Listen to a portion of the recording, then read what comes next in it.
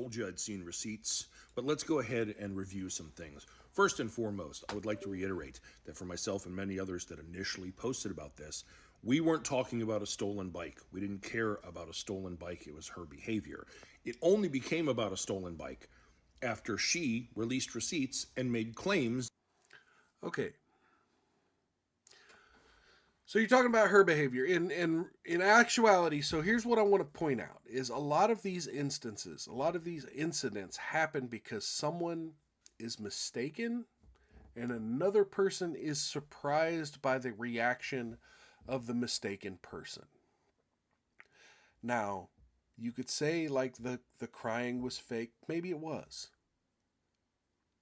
But clearly, I think the woman was frustrated at an easy process. Walk up to bike, scan bike, ride it home. Like, that process should be easy, but instead, it's now been overcomplicated in a way that she, in the moment, doesn't know how to resolve. So, I personally am willing to give that person a break. Now, the other person involved,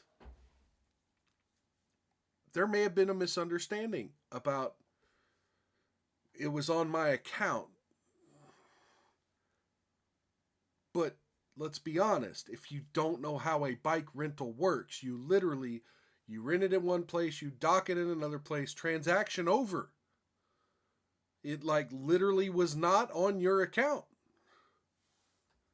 That they were trying to steal her bike. Remember, her attorney said after a 12-hour shift, she got on an available bike which no individuals were touching and paid for it through the app.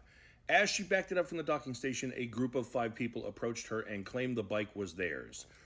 Okay, so again, we have no video of what happened in the interceding 5 minutes between when the gentleman docked the bike and when she scanned the QR code to rent it. We now have opposing claims that nobody was touching the bike and another person claiming that he had a hand on the handlebars of a bike that he chose to dock.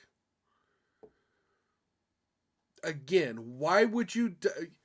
Like, he was resetting it. Okay, but what was he doing while he was resetting it? Why did he stop there to reset it? Why didn't he go somewhere else?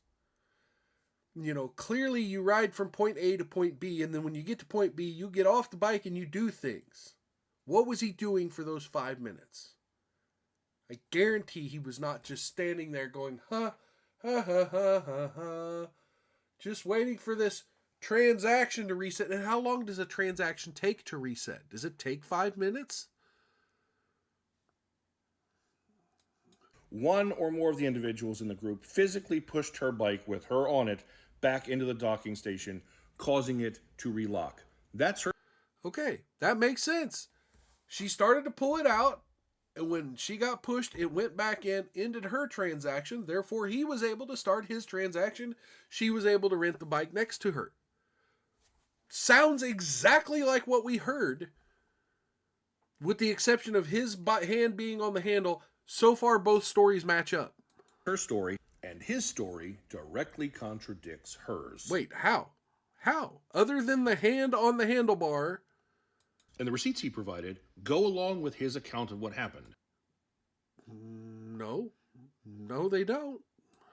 And they prove it no more or no less than her receipts do. And I know there's going to be people who are like, yeah, you're right. They prove the same thing. They prove the same thing, that he docked it, thus ending his transaction at 7:19. Yeah, but it was docked. That proves that it was available and she scanned it. He rode it a considerable distance to get there. I give no shit. I give no shit how far he rode it. This is irrelevant. He was still with it. Maybe not. Why did he dock it if he was still with it? He needed it to get back to where he had come from. Now, wait a minute. Your side of the story is there are all these other bikes there. Why does he need the same one he rode down? He's been hanging out for 5 minutes. There's all these other bikes, allegedly. Why does he need the same one? And it's reasonable to believe that he believed it was still on his account. Okay, it's reasonable to believe that he's a dipshit who don't know how online transactions work. Well, is it reasonable to believe that I don't know how transactions work either and I can just walk into a Walgreens and put a bunch of shit in my pocket and walk out with it? Oh, I'm sorry, I didn't know I was supposed to pay for that here. Come on. It's reasonable, but it's not understandable to then go after this young lady after the fact, to post her online as a Karen and try to get news outlets to pick up on the story because you misunderstood something. That's not reasonable. Especially since there were other bikes available that she could have taken. That he could have taken as well. Like, if what's good for the goose is good for the gander. Anything we are going to complain about this young lady for, we need to also apply the same logic to him. And I'm sure people are going to be like, why didn't he come out with the receipts sooner? How about because he didn't have a team and a lawyer working for him? I give no shits about this. A team and a lawyer. Like, he posted the original video. That was him and his friends filming. That was not her video. She had to respond to a viral video that was making it to the mainstream media. Oh, she didn't have a team and a lawyer working for it. Well, yeah, she had to get one because of his actions. For him, trying to change the narrative in the press. Because the press was, you're literally showing right behind you. And you want to talk about being defamed? There are a ton of articles that paint that young man as a thief. Yeah, because he tried to take a bike that she had paid for. Whether he believed he paid for it or not is irrelevant. If she actually made a transaction to pay for the bike and undocked it and he ripped it from her hands, he did steal the bike. This is from a day ago. Critics called Citibike Karen a racist. Then the facts came out. USA Today, Citibike Karen viral video shows why we shouldn't rush to judgment. It says because she produced receipts, she isn't racist, and then has a whole section about false narratives often spread quick and confirm our biases. Only this is not an article. This is an opinion piece. See? Opinion contributor, Dustin Siggins. And who is Dustin? Well, he's one of the... Okay, but you literally pointed to the link to the news article. What the fuck?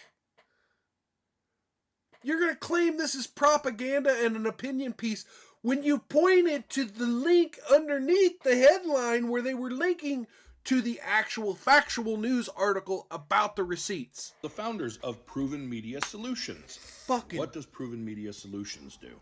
We specialize in creating your great content and putting it in the press. From the written word to interviews, we help you reach and influence your target markets, including op-eds. You know, like this piece.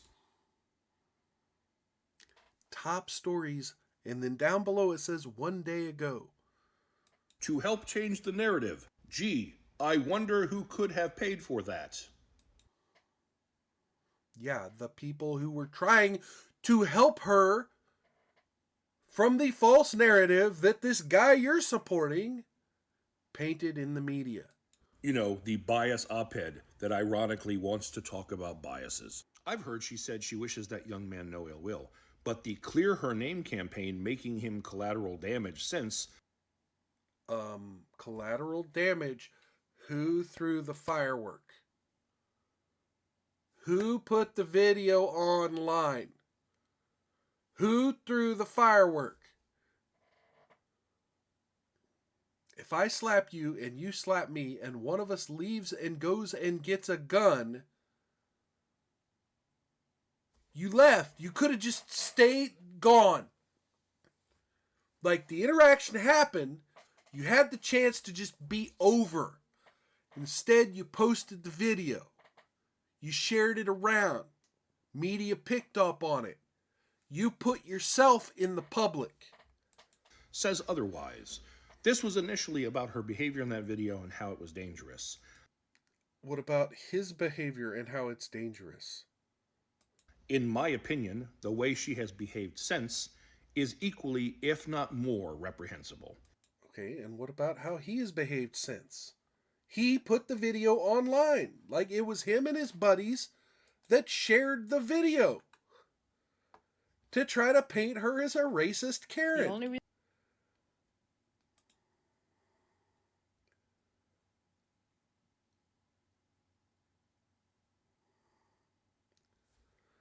Anyway,